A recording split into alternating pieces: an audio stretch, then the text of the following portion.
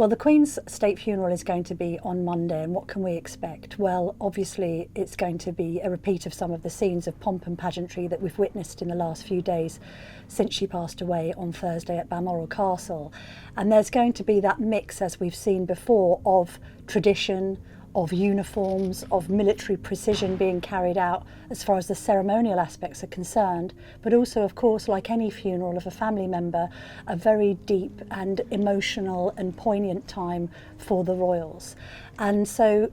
while all of this has been very, very carefully planned in advance from a ceremonial point of view, it needs to be borne in mind that actually some of the last minute decision making that came with the fact that the Queen passed away in Scotland, the fact that she needed to be conveyed back down to Edinburgh and then on to London, all of that had to happen after her death. So a lot of this has been in place literally for decades, and a lot of it has been reworked in accordance with the actual events. Obviously, the state funeral is taking place after this extraordinary period of members of the public being able to file in past the coffin in Westminster Hall over 4 days to pay their respects, and that has witnessed unprecedented scenes, not really seen since the death of the Queen Mother in 2002. Even when Princess Diana died, there weren't 5-mile queues around the block because the funeral wasn't the state funeral that this one is.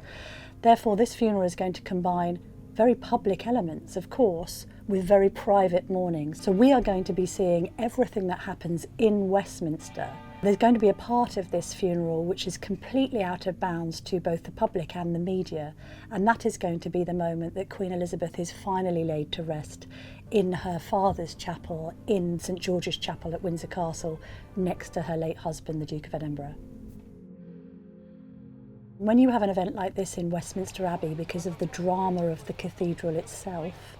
and because it is steeped in history, and indeed there's a poignancy because it's where Queen Elizabeth married Prince Philip back in 1947, of course that is going to conjure an atmosphere that many won't have seen before. Let's not forget, of course, that it has been 70 years since we last witnessed these scenes, and there's a difference now because it's 2022, so we're used to seeing all of the events that played out back in 1952 in black and white and involving a Queen that was 25. This is very different. This is effectively a state funeral for the multimedia age, and we have witnessed, haven't we, that stark contrast between the pomp and ceremony of the events and then people watching them while filming it all on their iPhone. And that's because we are in 2022, and there's been this element to which I think the new King, Charles III, has wanted this to be as approachable and touchable for the public as it can be. His father famously said, "We are not a secret society," and the late Queen's mantra was always, "I need to be seen to be believed." So although it seems kind of contradictory to have this family in deep mourning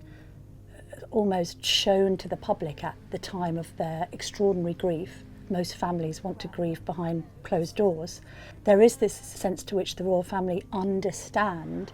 that their very private grief is shared by the public and has to become a public moment. Of course, Queen Elizabeth understood that in life because she oversaw the plans for her funeral, as any monarch would.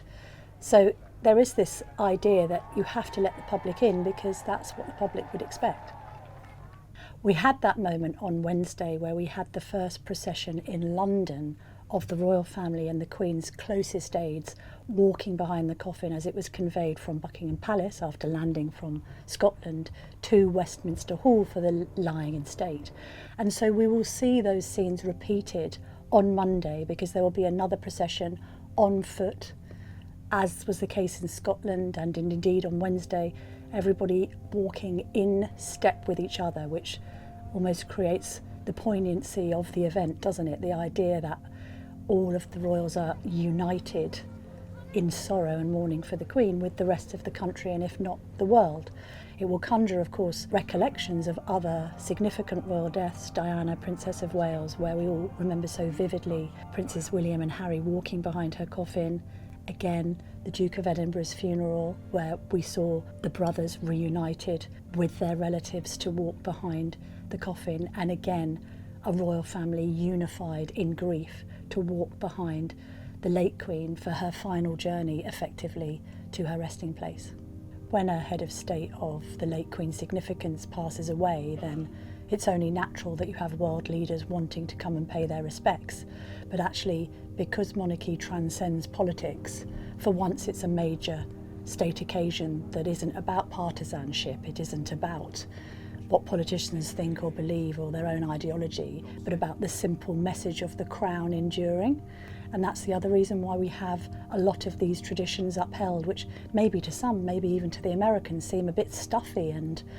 of a past era. But we have that, and the royals insist on that, because when you've lost a monarch and a monarch is replaced, then what the public needs is reassurance and continuity. They need to know that the crown endures, even if the individual hasn't. So that's why we see some of these traditions that we have grown used to over the course of not just decades, but centuries.